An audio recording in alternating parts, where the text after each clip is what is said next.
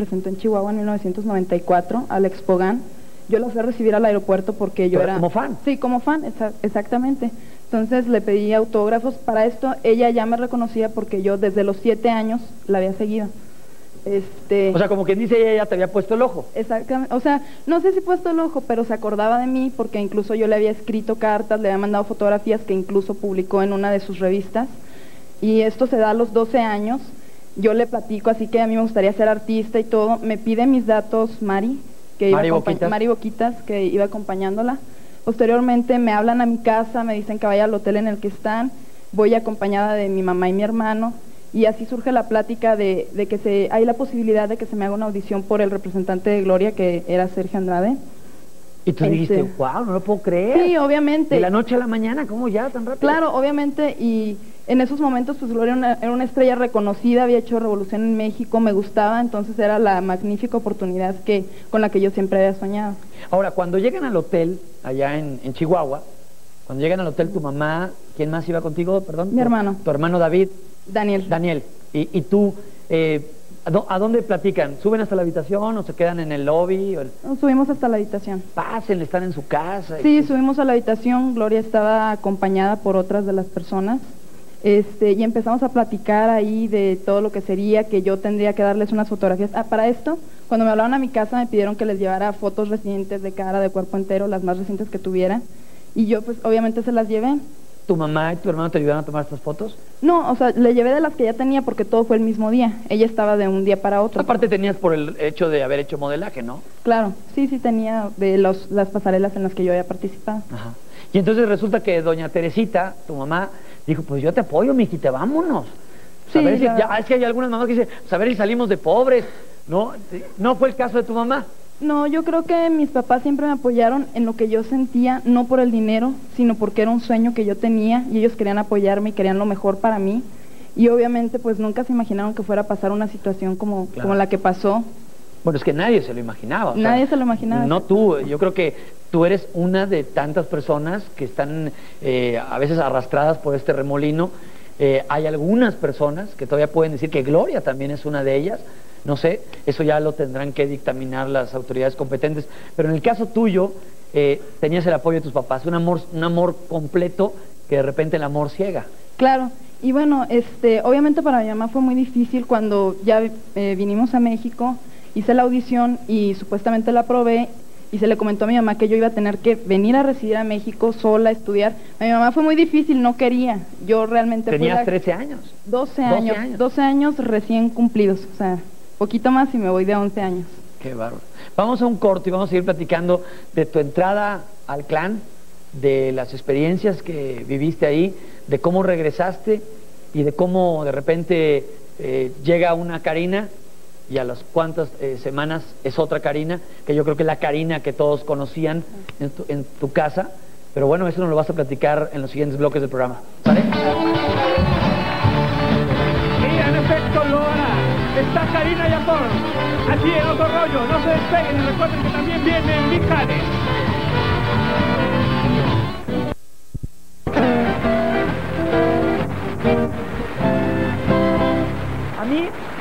A mí algo que me brincó al principio de toda esta historia era que, bueno, la niña de 12 años quiere ser artista.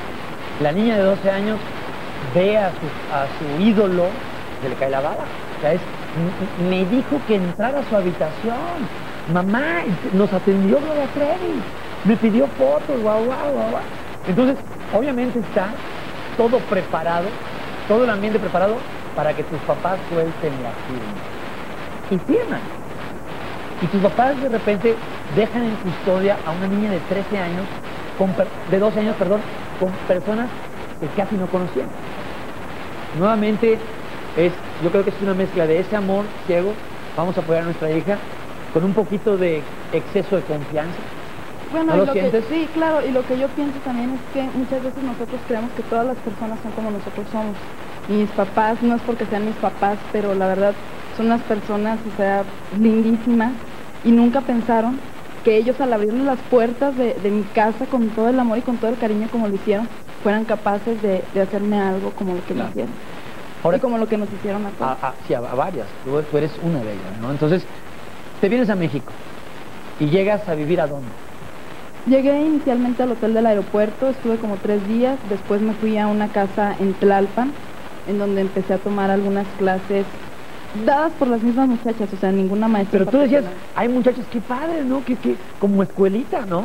No, mira, cuando llegué a esa casa, curiosamente nada más había la que me acompañaba y otra muchacha, y todo rarísimo, o sea, la muchacha no hablaba conmigo, a mí me decían que yo no debía hablar con ella porque o sea, eran las envidias y era mi competencia, entonces todo extrañísimo. Pero tú decías, así será el ambiente artístico. Claro, como para mí era un ambiente desconocido, yo pensaba que era lo normal. Y eran clases de piano. No, no eran clases de piano, al principio fueron, o sea, nada más de ejercicio. Ok. Y tú decías, bueno, ¿y qué ejercicios hacías? Ejercicios aeróbicos, todo el día, incluso recuerdo una vez que me pusieron a hacer ejercicio con Katia de la Cuesta. Katia fue la que me dio la clase. Ajá. Y me puse a hacer, pero hasta que yo ya me estaba desmayando, o sea, porque no había comido y me sentía mal, me empecé a marear. ¿Cómo cuántas horas estabas haciendo ejercicio? No sé, pero fueron como 6 horas así a todo lo que podía dar, terrible. Y después me di cuenta que eran instrucciones de Sergio, o sea, con el paso de los años y viendo el manejo de las cosas, yo llegué a ver que cuando llegaban otras niñas nuevas, Sergio le decía, es que trónala, la tienes que tronar. Porque O sea, eso... las ponía en competencia todas. Sí, y aparte era para hacerte sentir mal, o sea, imagínate, empiezas a dejar de comer bien, a hacer ejercicio excesivo que pues nunca has hecho, a sentirte sola sin poder hablar con nadie, hasta que te llegas a sentir con el autoestima súper baja, súper insegura, súper temerosa. Ahora, tú llegaste aquí a México y cuando llegas a México, esa casa de Tlalpan, ¿todavía no conocías a Sergio? Ya lo había conocido en la audición. En la audición. Sí. Pero una persona amable. Sí, normal, aparentemente normal. De ese día de la audición, ¿cuál fue la siguiente? Porque ya en Tlalpan. No, posteriormente me trasladaron a Cuernavaca y fue otra supuestamente revisión, o sea, otro tipo de mini audición. O sea, que si pasabas bien y si no te regresaban. No, era una evaluación para saber en qué partes iba a tener que yo hacer ejercicio, ¿En qué partes del cuerpo? Exactamente, o sea, porque esa revisión fue en bikini. Y te decían, pues tus piernas, las pantorrillas, te Ajá. medían. No me medían, no me Era nada medían. más verte. Exactamente. ¿Quién calificaba? Sergio, pero lo hacía de una manera mental, o sea, no estaba O sea, ni él lo anotando hacía nada. y más Ni de siquiera me cintura. decían, haz de cuenta nada más que camina para allá, camina para acá, date la vuelta, ve, regresa, y inexpresivo totalmente. Ahora, cuando estás en Cuernavaca, a esta niña de 12 años, ¿no se le hacía raro todo esto ya? O sea, ¿no hubo un momento en que agarraste el teléfono para decir, oye mamá, sácame de aquí? Ya me siento muy rara. Mira, para empezar, nunca nos dejaban solas en un lugar en el que hubiera teléfono. Cuando yo hablaba por teléfono siempre estaba acompañada de alguien, de Mari, de Katia, de Marlene, de alguien. Posteriormente también me di cuenta que en una de las ocasiones en las que supuestamente me dejaron hablando sola a mí en la sala y ellas estaban por otro lado, había una persona en el segundo piso de la casa, Con otra extensión. exactamente, escuchando yo todo lo que decía, haciéndole un reporte detallado a Sergio. Y en esa conversación, ¿qué dijiste? No ¿Dijiste dije cosas comprometedoras para Sergio y su pandilla? No, nunca. Y es que yo hasta ese momento todavía no me imaginaba, o sea, realmente no me podía imaginar ese tipo de Bueno, situaciones. es creíble porque, digo, estamos hablando de una chica de 13 años, ¿no? O sea, que todavía no tienes percepción de muchas cosas de la vida real. Claro, y luego si te dicen, es que es tu competencia, es que no debes de hablar con ella, bueno, eso se da a veces en las escuelas, o sea, que hablas con una persona y te echa a perder, si le cuentas lo que vas a hacer, te echa a perder todo lo que vayas a hacer. Entonces, bueno, yo lo consideré natural. En este medio dije, a lo mejor así es, que no debo estar hablando con ella. ¿Cuándo fue? ¿Fue en Cuernavaca cuando comenzaste a tener castigos fuertes? Sí. En esa fecha. ¿Cuánto tenías ya con Sergio y su organización? Tenía aproximadamente como 3 meses. 3 meses. 4. 3 meses y ya estabas en Cuernavaca. Sí. Y por ejemplo, vaya, yo recibí castigos o reprimendas de mi padre, de mi madre, porque o tronaba una clase o etcétera. ¿Qué merecía que te castigaran? Pues cualquier situación, o sea, cualquier cosa que Sergio la considerara una desobediencia, la más mínima. Perdón. Sí, gracias. La más mínima situación era demasiado exigente, o sea, no era una exigencia normal, era ya algo a nivel personal, no era algo a nivel profesional. Aparte los castigos eran horribles, no eran castigos, eran tortura, la verdad.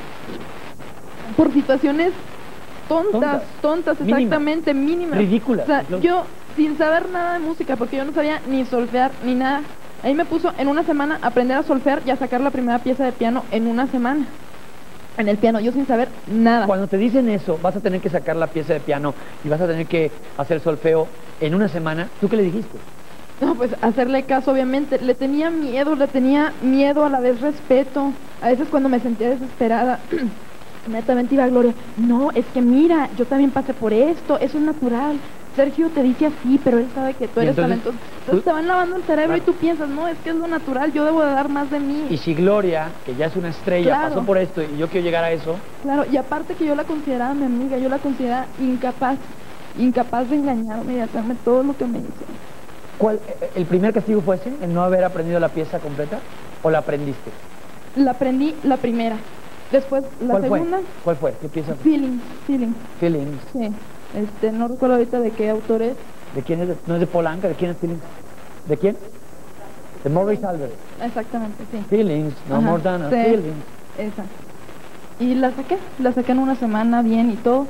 A la segunda, que fue If, ahí empezó a todo mal. O sea, tú cuando pasaste la primera prueba de Feelings, dijiste, ya la hice. Así iba a ser.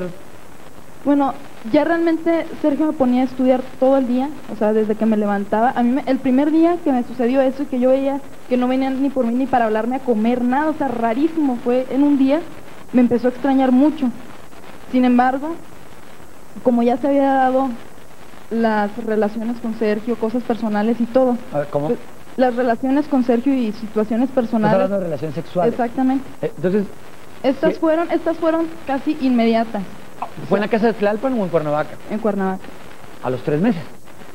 A los 2 meses. A los 2 meses, si mal no recuerdo. A los 2 meses. Vamos a continuar con esto, pero vamos a un corte. ¿Te parece? Claro.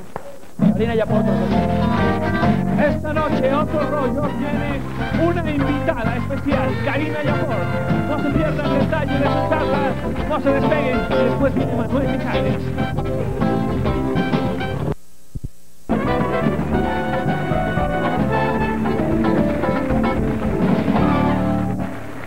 Te vas a Cuernavaca y antes de terminar el bloque pasado dijiste casi inmediatamente se dieron las relaciones entre él. Estamos hablando de que tenías 13 años.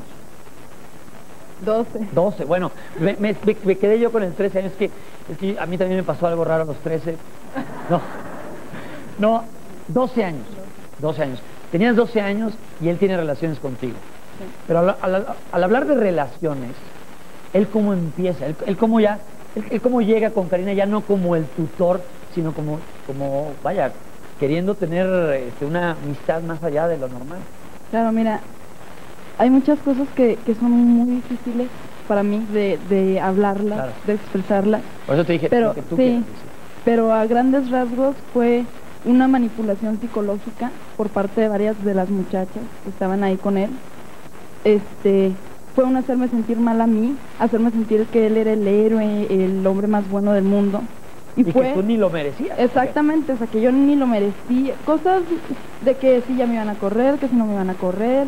Cosas de que había gente que le quería hacer mucho daño a Sergio, que él era muy noble y sensible, que había alguien que lo iba a lastimar. ¿Quiénes eran las que te decían todo eso? Mari, Gloria, Marlene, incluso ella fue la primera que me dijo así directamente que me hiciera novia de Sergio y que tuviera relaciones sexuales con él. Antes de que te dijera eso, Marlene, ¿tú sabías o tú te diste cuenta que había otras chicas que tenían relaciones con él? No. O sea, hasta ese momento tú no veías nada en esa casa. Nada con respecto al sexo. Exactamente. Nada. Entonces te dice, debes hacerte novia, y tú no dijiste, pero si es muchísimo más grande que yo. Por supuesto, y no lo hice en ese momento, o sea, yo estaba espantada, estaba horrorizada con lo que me había dicho Marlene, no lo podía creer. 12 años. Sí, o sea, no, fue horrible, yo creo que estoy así, tan dolida, tan triste y tan mal, porque fue una violencia psicológica tremenda, o sea, es lo peor que he vivido en mi vida. Yo llegué a ser muy sumisa, o sea, una sumisión así ciega de que ya no podía moverme yo sola por mí misma. sino que a mí me manejaban, yo hacía todo lo que me decían, decía todo lo que querían que dijera, etcétera. Eras un robot Sí, a sus exactamente. O sea, mi personalidad se nulificó totalmente. Yo pasé de ser una niña a vivir como una mujer, como una gente grande. Ahora, te dicen que si eres novia de Sergio, no pasa nada en ese momento. No, ¿Cuándo tienes la primera comunicación con tus papás? O sea, ¿o no van ellos a visitarte? no les dan dirección, a mí no me lo permiten. Me dice Gloria que si vienen ellos, que mire que los papás de las otras no vienen, entonces que Sergio se podría molestar, o sea, que va a decir, uy, no, esta niña que la tosa, aquí van a estar sus papás. ¿Y tus papás no lo veían raro? Pues mis papás confiaban, es lo que yo te digo, confiaban. Y al principio, hay que tener en cuenta que al principio me comunicaba más regularmente. Poco a poco, todo se fue dando parcialmente y cada vez más pretextos y más pretextos. Cuando tú hablabas con ellos era, papá, ¿todo está bien? Claro, por y temor que a mí mismo, exactamente. a que no te corrieran. Claro, no, y deja tú que no me corrieran. O sea, por temor a Sergio, por temor a decir cosas, y porque llegó un momento en el que fue tan enfermizo que yo veía todo eso normal. O sea, yo ya pensaba que todo eso estaba bien. Sí, esto estaba bien, y los que yo pensaba que todos fuera de nosotros estaban locos, que mis papás estaban locos y que si les decía yo me iban a querer sacar de ahí, y que no, que yo tenía la razón y que Sergio tenía la razón. ¿Cómo ocurre el primer acercamiento? No quiero que me lo hagas explícitamente. ¿Cómo es el primer acercamiento? ¿Es en Cuernavaca? Es en Cuernavaca. ¿Es adentro de la casa? Sí. ¿Y él llega directamente o alguien te lleva a su presencia? Me lleva Mari Boquita. A su presencia. Sí. ¿Es en su habitación? Sí. ¿Y te dicen que te prepares de alguna manera para ir con él o no? No. Fueron cosas que me dijeron que yo le dijera. Pues no quiero entrar en detalles. Claro. Porque... Y entonces ocurre la primera vez. Sí. ¿Y la primera vez ocurre completo? No. Cuando tú te retiras a tu habitación... O sea, ese acercamiento fue como aproximadamente a los 10 días de que yo llegué. A los 10 días. ¿En la casa de Tlalpan? No, en Cuernavaca. En Cuernavaca. Y la relación en sí completa se dio a los 2 meses. ¿A los 2 meses? Pero hubo antes acercamientos así en los que yo obviamente me sentía mal. Yo creo que por eso no se dieron antes. Claro. Hasta que no pudieron hasta que te tenían dominada. Exactamente. ¿No? Exactamente. Ahora, en esos primeros acercamientos, donde una niña de 12 años va descubriendo el sexo y para colmo no lo va descubriendo, primero porque no debe de descubrirlo a esa edad, y lo va descubriendo de una manera terrible. Claro. Tú te vas a tu habitación y ¿qué se dice Karina Yapor a sí misma? ¿Qué pasa cuando te ves al espejo? Horrible, sentía miedo, me sentía muy sacada de onda, pero claro, siempre llegaba Gloria, ay, esto es de lo más normal, ahorita ya no sé, o sea, mis sueños, eso es claro, estar in. Exactamente, sí. Esa es la moda. Claro, así, entonces yo decía, bueno, a lo mejor yo como estaba en mi casa y con mis amiguitas, así, y Gloria es mi mejor amiga, ni modo que me esté diciendo algo malo, claro. ¿No? Y entonces te fueron convenciendo de que eso era normal. Era normal, sí. Cuando pasa el sexo completo, cuando ocurre eso, ¿te vuelves otra vez a cuestionar eso o ya estabas completamente más allá del bien y del mal? No, me sentía mal, aparte físicamente me sentía mal, hay que tener en cuenta. Sergio es una persona 27 años mayor que yo. O sea, él tenía 27 años cuando yo nací. Imagínate esa comparación al tener relaciones sexuales, ¿no? Es toda una vida por delante. Yo no sabía, me sentía mal físicamente, me sentía muy mal. O sea, sí. Él, vaya, me imagino que en ese... Si él tiene ese gran poder sobre las personas, me imagino que él, en esa noche, él te envolvió completamente y pudo haber sido de dos formas, o muy tierno o fue muy violento. Claro. Yo creo que fue una combinación de las dos cosas. Fue una combinación de las dos cosas y una preparación antes a bajarme mi autoestima, a hacerme querer. Yo ya no me quería, o sea, yo sentía que ya todo tenía que ser lo que dijera Sergio, agradarlo a él, yo me sentía nadie, horrible, y hasta ahorita cargo con ese problema. He tenido evaluaciones psicológicas y todo, y tengo muchos problemas a nivel psicológico que me han costado mucho superar, y que son cosas que a veces la gente no ve. Pero yo tengo en mi casa crisis de depresión de que me la paso 3 días sin querer salir a la calle, sin querer ver a nadie, ni a mis papás, llorando. No puedo dormir, tomo antidepresivos, una serie de cosas muy desgastantes. ¿Te ocurre esto? Esta primera relación sexual? ¿Y cuándo se vuelve a acercarse? ¿Cómo es el siguiente acercamiento? Mira, la verdad, es que a partir de que fue la primera vez, se fueron dando seguidas. Después se fueron dando con otras personas, o sea, era ¿En tu presencia? sé, sí, o sea, era una cosa horrible. O sea, era, podríamos decir que era que como una orgía, era como un emperador romano. Exactamente. Con cubinas y a ti te obligaban a presenciar esas escenas. Sí, yo no tenía voluntad, temblaba. La primera vez que vi eso, no, o sea, sentía que me iba a desmayar, horrible, pero tenía miedo. Y poco a poco, Gloria, no, es que mira, que siempre había una persona que te decía todo exactamente, todo está bien. Y me iban manipulando, lógicamente, y yo sin tener contacto ya tan seguido con mis padres, o con la realidad, con mi realidad, con mis valores, pues pensaba que era lo normal. Y tus padres creyendo que estaban estaba bien en una academia, ¿no? Claro, y estas personas engañando a mis papás por teléfono. No, señora, Karina está muy bien, la estamos cuidando mucho, no se preocupe.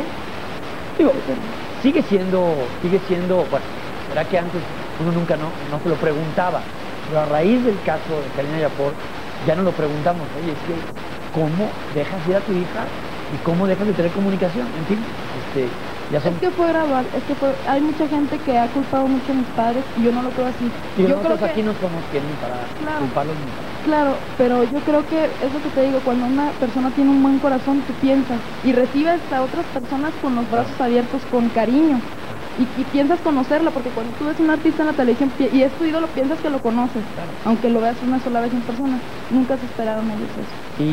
Y dime una cosa, Karina, en esas noches de como un bacanal, en esas noches de orgía y de generación, ¿había droga, había alcohol?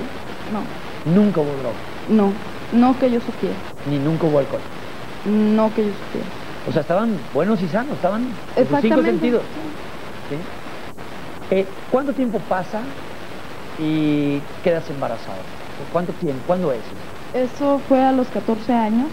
O sea, yo llevaba como 2 años y medio. Quedé embarazada.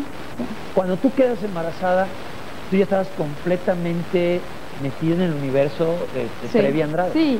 Ya. Sí, o sea, ya. ¿Quedar embarazada qué significó para ti? Pues miedo a la reacción de Sergio, mucho miedo en mí también, o sea, a los 14 años podemos estar, tal vez las mujeres o las niñas, preparadas físicamente, pero no psicológicamente, para una responsabilidad, así. Y obviamente todo era someterme a lo que decidiera Sergio. Y había, vaya, en esto, perdón la pregunta, pero creo que la tengo que hacer, ¿había protección a la hora de hacer el sexo? No. ¿Nunca? No, había, posteriormente, él cuidaba, obviamente no terminar en personas, cosas por el estilo, y había métodos que él usaba anticonceptivos con Coca-Cola después de tener relaciones, que no los quiero especificar, no quiero hablar más del asunto, pero era lo único, al menos en mi caso. Sé que otras personas sí tomaron pastillas anticonceptivas. Sí. Tú cuando te das cuenta de que no viene tu periodo, ahí es donde te das cuenta que estás embarazada. Y dices, yo tenía miedo a la reacción de Sergio. ¿Tenías miedo de que él se enterara que estabas embarazada o él buscó que estuvieras embarazada? No, mira, yo lo empecé a sospechar, pero el que se enteró primero fue Sergio, porque él me hizo una prueba farmacéutica y hasta que él le dio su gana, me dijo que yo estaba embarazada. A partir de ahí fue cuando me dio, o sea, no me dijo más nada, estás embarazada. ¿Cuánto tiempo pasó? ¿Te hizo la prueba y cuánto tiempo pasó para decir? Como 2 días aproximadamente, yo creo. Cuando te dice que vas a estar embarazada, ¿cómo te lo dice? ¿Es una reacción? Muy preocupado y obviamente con toda la intención de interrumpir el embarazo. O sea, él quería que abortara. Sí. ¿Tú qué dijiste cuando te lo dio a entender? Me sentí muy mal, lo sentí odio, un odio muy grande. Sin embargo, yo no podía decir nada, obviamente, o sea, ahí tenía que estar... Claro. Era, ¿abortas? Ah, sí, o sea, todo con tal de no tener los castigos y las cosas. Pero al final de cuentas, no abortaste. Exactamente. ¿Por qué no se llegó a eso? Por el tiempo. Por el tiempo que había transcurrido. Exactamente, ya no se podía hacer y porque me habían dicho que el sexo era femenino.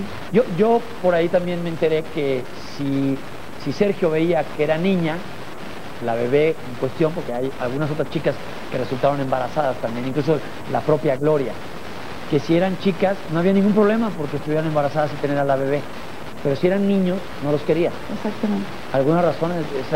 ¿No quería competencia a él? La razón en especial es que tiene unos celos enfermizos. ¿A cualquier hombre? A cualquier hombre, o sea, a mi propio hermano. a mi propio hijo, y aparte que las niñas él los quería para su pareja cuando ellas crecieron. Así lo manifestó. O sea, iba a ser un incesto. Claro, exactamente. Vamos a un corte y regresamos con Karina Yapor. Esto es Otro Rollo. Esta noche tocando un tema sinistro y escabroso. No se despeguen porque hay mucho más. Quédense con nosotros.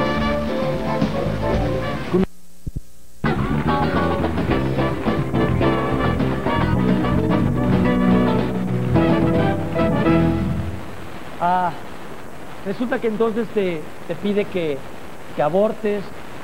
Estabas ya por tu 6º mes. Es muy delicado hacerlo. No se hace y tienes al bebé.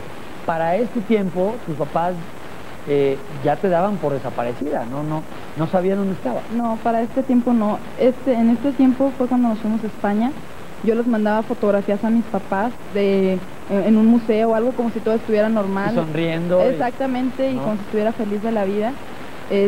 Y les mandaba cartas escritas que obviamente Sergio me decía el concepto de que yo estaba estudiando. ¿Te revisaban las cartas? Sí, totalmente. Yo ni siquiera las mandaba, o sea, yo las escribía, las firmaba, Sergio las revisaba, él las mandaba, él sabía lo que hacía. ¿Quiénes más estaban en tu condición? Porque mira, quiero entender que hay 2 tipos de chicas ahí, por lo que entiendo.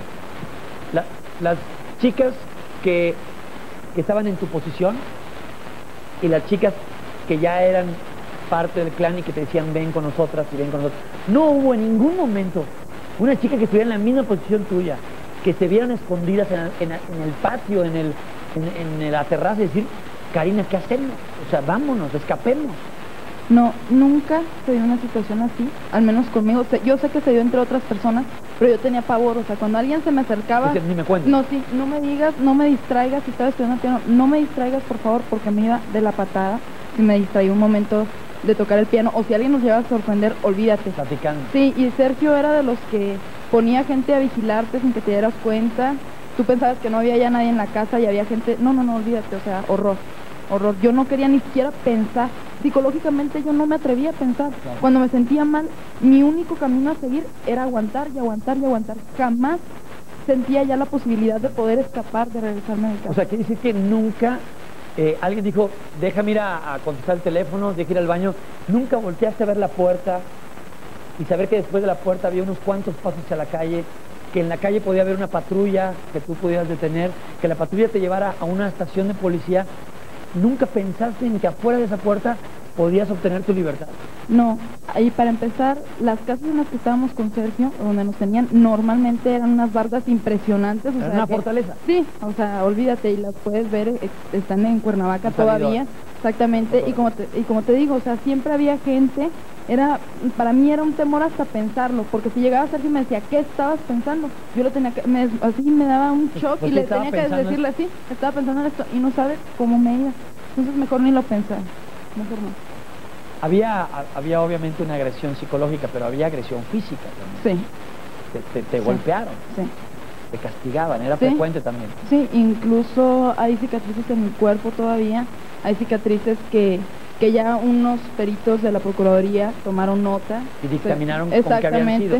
No dictaminaron con qué habían sido todavía, o sea, me las descubrieron en el tiempo en el que yo todavía estaba influenciada y manipulada por Sergio. Y yo decía, no, es que me caí, es que aquí me pasó puro invento. O sea, llegaste a decir que eran buenas personas y todo, pero claro. Bueno, eso es un poco más adelante. Claro. ¿Quién te curaba esa serie? Por ejemplo, si alguien te azotaba o caías de rodillas o te encerraban, me imagino que alguien tenía que curarte. No, nadie, o sea... ¿Tú lo hacías? No, ni siquiera yo, o sea... ¿Tenían que cicatrizar solas? Solas, todos solas, o sea, a veces era cuestiones de que no había ni champú para bañarse, ni jabón para bañarse muchas veces, salvo cuando Sergio lo autorizara, diera permiso y lo tuviéramos, que nosotros lo hayamos traído en nuestra casa, o que él autorizara a comprarlo. Pero todo era así, o sea, medicinas para nada, un médico, jamás vi un médico, hasta que estuve, exactamente... Hasta que estuviste embarazada. Exactamente, que ya era necesario. ¿Te diste cuenta? Cuando hace un bloque, 2 bloques, te pregunté si tú te dabas cuenta que otras chicas como tú tenían relaciones. Me imagino que luego llegó el momento en que sí te diste cuenta cuando se hacían estas orgías ahí, pero tú sabías que tenía una predilecta. ¿Era Gloria su predilecta o quién era? Mira, había varias personas, era por temporada, Lógicamente yo creo que Gloria gozaba de muchos privilegios, al igual que Mari, era por la que tiempo, aportaba el dinero claro, también, era claro. Los conciertos, la venta de discos. Y deja todo el dinero, era la que atraía, sin ella no atraía a otras personas, obviamente, porque sinceramente yo pues, jamás hubiera querido, no, ni mis papás, o sea, todo el mundo se dejaba llevar por la imagen de Gloria. Claro. Ahora, ¿tienes al bebé, lo tienes en una clínica? Sí. En España. Sí. ¿Y él se registró como el padre de la criatura? No, para nada. Para nada, como sola? siempre, como lo hemos visto ya en los niños que se registraron en Brasil también, como siempre evadiendo su responsabilidad. Siempre. ¿Quién te acompañó a los papás? Katia de la Cuesta. Katia. ¿Katia llegó en algún momento a sentir hasta preocupación por ti? ¿Preocupación real? Mira, yo creo que su preocupación era por quedar bien con Sergio y por reportarle todas las cosas, no precisamente por mí. Y bueno, llegas ahí, tienes al bebé, obviamente Sergio, si tú estás diciendo que su cuadro psicológico era extremadamente celoso, un celo enfermizo, no le cae en gracia que venga este niño. Claro, varón. No, incluso yo llegué a tener problemas porque el día que tuve el parto, anteriormente me había ido a hacer un chequeo y ya tenía las contracciones, pero me lo hizo un doctor hombre, entonces Sergio estaba enojadísimo conmigo, o sea, enojadísimo. Obviamente en ese momento tampoco podía arriesgarse a darme un mal golpe que pudiera ocasionar la pérdida de mi vida o algo. ¿En algún momento pensaste tú que te podían matar? O sea, vaya, digo, ok, los golpes, el abuso sexual, el abuso psicológico, y ya estamos hablando de asesinato. ¿Tú en algún momento pensaste que podías perder la vida ahí? Que te podían haber tirado en algún lado y haber dicho, señora, su hijo un día se salió y se fue y nunca regresó? Sí, sí. Incluso hubo varios comentarios de Sergio al respecto cuando estaba muy enojado con una persona de que mejor que de ahí no se iba viva hasta que no se cuadrara y hiciera lo que él quisiera. Llegó a hacer comentarios respecto a las sectas, especialmente a la de Waco, Texas, en situaciones de que después se descubrió, parece que trataron de salir algunas personas de las que se quemaron adentro del templo. ¿De los davidianos? Sí, y que les habían cerrado por fuera. Entonces él decía que sí, o sea que mejor, si una persona se va a ir para hacerte daño a ti o a tu organización, mejor es verla muerta. Él lo llegó a comentar y yo lo llegué a escuchar. Obviamente te viste por tu vida. Obviamente, o sea, no, a mí que me decía, ¿te quieres ir? Y pues muchas veces no, porque era todo lo contrario. Si yo le decía que sí, me recontramataba. Sí, claro, te podían decir, era una falsa propuesta. Claro, oye, claro. Si quieres de veras ya te puedes ir. Claro, no, pero ni siquiera en ese tono, o sea, así de, y tú te quieres ir, o cosas, enojado, siempre era enojado, siempre. Ahora tienes al bebé y lo dejan en una institución. Sí. ¿Quién te acompañó a dejarlo? No, es que yo no lo dejé. No, sí, perdón. ¿Quién fue a dejarlo? Fue a dejarlo Mari, lo dejó en un Mari hospital. Boquita. Mari Boquita. Por órdenes de Sergio. Sí, obviamente. Pero lo fue a entregar. Obviamente, sí. Y mira, La idea era que se a mí, perdiera ese niño. yo creo que sí. A mí al principio me manejaron que no, que era momentáneo, que yo iba a regresar por él, que no me desesperara, porque yo obviamente estaba como loca, preocupada. El niño se le dejó en el hospital porque a mí me castigaban sin poder ver a mi hijo, sin darle de comer. A los 6 meses pesaba 3 kilos el niño y está en los documentos de Madrid. El niño estaba a punto de morirse, le segregaba un ojo, tenía creo que gastritis, problemas en el estómago, o sea, estaba a punto de morirse el niño. Y lo dejó Mari en el hospital y se fue. En ese momento yo no estaba en México. ¿Tú cómo supiste cuál era el hospital? No, a mí, Sergio, todo o sea, yo no tenía ni derecho a preguntarle. A mí me impresiona la manera en la que él se lava las manos en la última entrevista que dio, diciendo que yo lo dejé y que no sé qué, cuando sabe perfectamente que yo no puedo ordenar. Si yo le decía a Mari, dame a mi hijo y vete, déjame en paz, no lo iba a hacer. No lo iba a hacer, yo estaba controlada. Ni siquiera sobre mi hijo tenía yo autoridad. Para ese entonces ya no había llamadas con tu papá. ¿Ya no hablabas con ellos? ¿O si hablabas los engañabas? Sí, se hablaba los engañaba. Tú, a ver, quiero entender esto. En algún momento tú dices, sé que me hacían esto y tenía miedo. Y en el momento en que hablabas con tus papás, te estaban viendo o estaban escuchando la llamada, y tú sabías que si decías algo, sí, o nunca veías al niño, exactamente, o algo te pasaba ahí. Exactamente, lo más seguro es que colgaran y que después hablara Mari, ay, se tuvo que ir de emergencia, todo está bien, y que me fuera a mí de la patada. O sea que realmente no tienes escapatoria, no, tenías que engañar a tus padres. Sí. De repente tus padres comienzan a indagar en España, hablan con la embajada, etcétera, y rastrean a ese, ahí se dan cuenta que tienes un hijo Sí. en tus indagatorias. Sí, pero más bien fue la Secretaría de Relaciones Exteriores La que que les hablan, claro. les hablan a mis papás. Aquí hay un hijo, aquí hay un hijo de Karina Yapor. Sí, Y entonces este bebé lo piden ellos, sí. pero obviamente no le dan la patria potestad a ellos. No, y aparte está a punto de darle una adopción porque en España hay mucho problema con las parejas para tener hijos y los niños están así en adopción, todo el mundo los quiere adoptar. Entonces resulta que el niño viaja, llega a México y tiempo después, en diciembre del año pasado, Sí. es cuando llegas tú, Sí, ¿no? Y entonces llegas tú y llega Karina Yapor, obviamente por el relato que me estás diciendo, por el terror que vivías, por el manejo psicológico, vienes completamente aleccionada claro, para sacar del problema al clan Claro. Trevi Andrade. claro. De hecho, ¿Tú has visto los videos de lo que decía? sí, sí, sí, sí. No, ¿Estabas consciente? no estaba repetía, me hacían las preguntas y yo repetía lo que Sergio me había dicho que contestara, porque incluso lo estuve ensayando con varias personas antes de venir. Claro. Me comentaba Jacqueline Hernández, que es la coordinadora de información, que realmente tú no viniste por tu propia voluntad, te envió Sergio. Sí, ¿Qué te dijo? O sea, vas a ir y esa es la misión. exactamente, ya está. Iba a haber una gratificación según él si lo lograba. ¿Nunca te dijo de qué era la gratificación? Sí me lo dijo, pero no quisiera comentar. Gloria también estuvo en estas lecciones de... Sí. O sea, fingieron como una rueda de prensa. Exactamente, ¿Sí? y posteriormente como si fueran policías, se sentaban delante de mí, me empezaban a bombardear con preguntas, si me atoraba en alguna, Sergio me explicaba cómo lo tenía que hacer, me mandaba a recámaras con Gloria a platicar todo el día. De hecho, la historia de mi novio español y todas esas tonterías fue de Gloria. O sea, Se mira, le les ocurrió a dices, les dices así, es muy creativa, es muy creativa.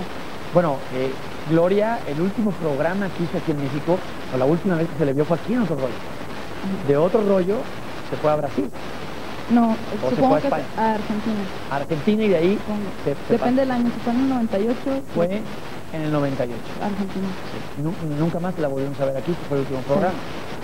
Y llegas, das tu versión, obviamente exonerándolo. O sea, era casi, no hay delito que perseguir. Claro. ¿Y tus papás qué te decían? ¿Y te estás mintiendo o qué? Sí, eso, aquí quiero hacer un señalamiento muy importante, porque eso fue una de las principales cosas que a mí me ayudó a recapacitar y a decir la verdad. El que mis padres sabían que yo estaba mintiendo y decían, mi hija es una mentirosa, y lo decían ante los medios de comunicación, aunque fuera su hija y fuera lo más preciado para ellos. Tenían Sin que embargo, decirlo. claro, sin embargo, hay ahorita personas como Katia de la Cuesta y sus hermanas como Marlene, que no han dicho la verdad, pero desgraciadamente es porque sus padres les apoyan y les siguen la corriente en cosas que ellos saben perfectamente que no son ciertas. Tú les dijiste, papá, no se metan en mi vida. Sí, yo me peleaba horrible, o sea, casi quería golpear a mi mamá, yo sentía que eran malos, estaba toda con las cosas que Sergio me había dicho y tenía miedo, tenía que lograr lo que Sergio me había dicho. Tú te defendías diciendo, pero ustedes firmaron un papel. Exactamente, todos los argumentos eran dados por Sergio, todos, o sea, todo lo que él me decía era lo que yo les decía a mis papás. Pues vamos a un corte, este era el último bloque, pero vamos a un corte para los apuntes finales con Karina Yapor, el siguiente bloque. No se despegue de Otro Rollo y conozcamos de esta historia que, caray, nos ha dejado a todos boquiabiertos. No se despeguen y también va a venir Mijares.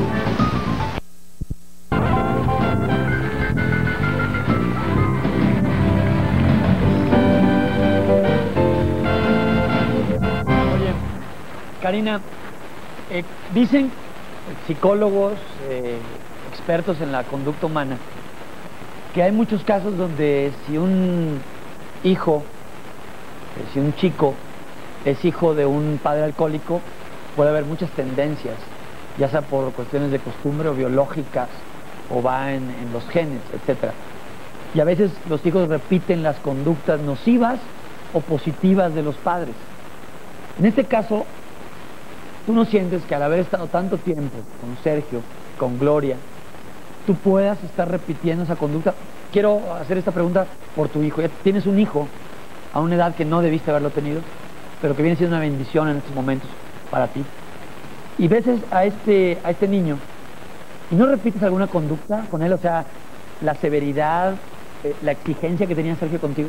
Sí, es así, de hecho, en el tratamiento psicológico que estoy llevando, me asesoro también acerca del trato hacia el niño, porque aunque yo lo adoro con toda mi alma, hay veces en que yo empiezo a repetir las actitudes, bueno, no en la magnitud obviamente, pero sí exigirle demasiadas cosas. O sea, es un niño de 2 años, que sabe contar del 1 al 10, sabe decir por favor mamá en inglés, en francés, en español, en italiano y en alemán, en 5 idiomas. O sea, porque le digo, ¿qué quieres? Y me dice, por favor mamá, y le empiezo a preguntar en esos, yo se los enseñé. Entonces sí siento que a lo mejor son exigencias más altas que... ¿Te han dicho algo tus papás? Sí, varias veces hemos tenido problemas al respecto, pero yo lo comprendo y lo quiero corregir y quiero aprender a tratar a mi hijo. Eso es lo más importante, darte cuenta del problema, de la situación. ¿Qué pasaría? Vaya, ¿tienes temor a que regresen, a que queden libres? Mira, precisamente es lo que quisiera decirte. Ha habido tantas cosas que me desconciertan últimamente. Yo no comprendo cómo pudo haber llegado una niña de 17 años o una jovencita de 17 años a tratar de engañar a las autoridades. Declaro a favor de ellos y están detenidos, no salen. Curiosamente, cuando digo la verdad, empiezan a salir y las cosas van de mal en peor, como lo hemos visto en el caso de Marlene. Realmente yo no entiendo lo que pasa, no sé qué está pasando con la extradición. Tengo miedo a que no se haga la justicia. Yo no sé si tengamos que esperar a que entre el gobierno de Fox para que realmente los extraditen. De hecho, sabía que estaba este señor Castañeda del grupo de Fox en Brasil. Ojalá que viera algo de la extradición, porque es muy importante. Además, tengo miedo de todas las calumnias que han estado haciendo. Por ejemplo, hacia el juez, tratando de desacreditarlo, hablando de manera insulsiva hacia su persona, incluso en la pantalla, en la televisión, por parte de los familiares de los detenidos. Y creo que hay que reconocer que es una situación muy difícil para este señor, para el juez cuarto de lo penal, mantenerse al margen y firme en lo que él debe de hacer y que es la justicia. Tengo miedo de todos los chantajes que han estado haciendo, de todas las mentiras, diciendo que si firmé un contrato millonario de millones de dólares, que no lo he firmado, ni de pesos tampoco. He tenido propuestas, pero ninguna ha sido ni de millones de dólares ni de millones de pesos. Claro. Además, que si estoy estrenando auto nuevo, o sea, te lo prometo que no es así, que el día que vi el reto del carro ese dije, me subo a la montaña rusa. Me subo a la montaña y no me bajo en un mes, o sea, porque realmente en los últimos 3 meses me he quedado tirada como 20 veces en Chihuahua, y te lo pueden decir los que nos han ayudado a puchar el carro con mi mamá, de veras, hasta yo. Es que en serio, sí. Así se dice allá en la... Sí, bueno, empujar el push, carro, ¿no? Sí, dame un push, sí. Te lo prometo que así, o sea, se me caía la baba cuando decía yo, ay, ¿por qué no estoy allá en la montaña rusa realmente? Yo creo que al final de cuentas estás en un torbellino. Esto es algo increíble que sucedió contigo y con otras personas, que para ojos de muchos, cuando ya hay tantas, dicen que cuando el río lleva es que... el río suena es que agua lleva. Sí. Entonces, creo que algo hay. Nosotros claro. No somos autoridades. Aquí tuvo su espacio Gloria claro. para defenderse y decir todo lo que ella tenía que decir con respecto al libro de La Gloria por el Infierno. Aquí estuvo y se le dio ese espacio. Y nosotros lo único que hacemos es cumplir con darte ahora un espacio a ti, a la otra parte. Gracias. Creo que eres una chica valiente. Gracias. Ha de haber muchos casos como estos en México, y no nada más en México, en todo el mundo, pero son pocas las personas que se arriesgan a tomar el micrófono y después de haber llegado a defender a sus agresores, porque es casi como el síndrome de Estocolmo, claro, sí. ¿no? Y mira, y quiero decirte una cosa que a mí me duele mucho, y que es que por tecnicismos o por lo que sea, que yo no sé mucho de leyes, están diciendo que se invalida mi segunda declaración, casualmente en la que digo la verdad, y se toma en cuenta la primera por tecnicismos o no sé. Mira, yo creo que deberían de comprender las autoridades el estado psicológico en el que yo venía, que querían que después de 5 años yo llegara, sí, fíjense, me pasó esto y esto y esto, y todavía me hablaban por teléfono y me presionaban por medio de abogados y todo. Incluso Marlene estuvo presente en mi primera declaración. Y te llamaban todavía, o sea, había una conexión de todavía parte... había instrucciones que yo tenía que realizar. ¿Cómo ¿De parte querían? de Sergio eran? Sí, yo incluso hablé con él personalmente en Brasil y todo. Entonces, yo les digo a las autoridades, ¿cómo es posible que por tecnicismos vayan a quedar personas delincuentes fuera en la cárcel. Yo no sé, yo comprendo esos tecnicismos, pero también deben de comprender el lado humano, y esas personas han hecho mucho daño, y deberían de estar las autoridades con la verdad, porque si así está la justicia en México, yo creo que estamos fritos todos. Las leyes no están hechas para proteger a los delincuentes con tecnicismos, al contrario, yo creo que a las víctimas y a los inocentes son a los que nos deben de proteger y dar el apoyo, y para eso estoy respaldada con los exámenes psicológicos que se me han practicado.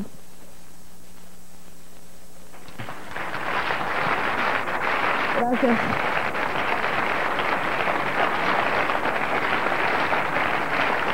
Karina,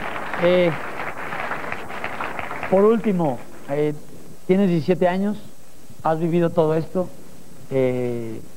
Aline ya hizo un libro,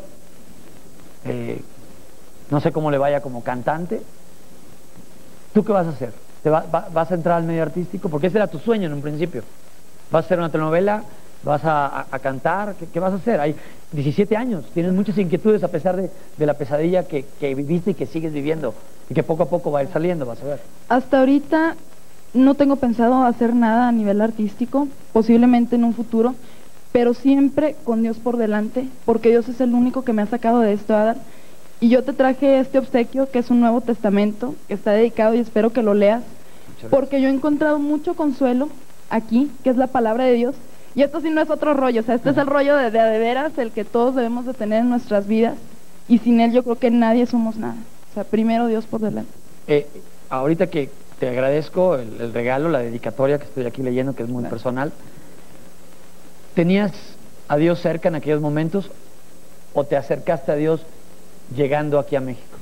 Siempre lo tuve y por eso Él me protegió, aunque yo no pudiera congregarme o leer la Biblia, pero Él me protegió. Él me utilizó a mí y utilizó a mi hijo para hacer esta grandeza, para que su gloria sea manifestada, porque todo lo que ha sucedido y lo que se ha descubierto ha sido únicamente por obra de Dios, no porque yo sea muy fuerte y muy valiente. Esa fortaleza me la ha dado Dios, únicamente. Gracias. Y bueno, teníamos, yo creo que ya no lo vamos a pasar, porque siento que ya el momento ya no es el mismo antes de la entrevista. Yo supe que nosotros hicimos un sketch de Flash Informativo donde parodiábamos, utilizando la imagen que una cadena televisora había levantado en Brasil, una entrevista con Sergio Andrade, y entonces nosotros utilizamos esa imagen que nos hizo favor de prestarnos el noticiero de Primer Impacto, e hicimos un sketch. En aquel momento, pues bueno, nos reímos todos.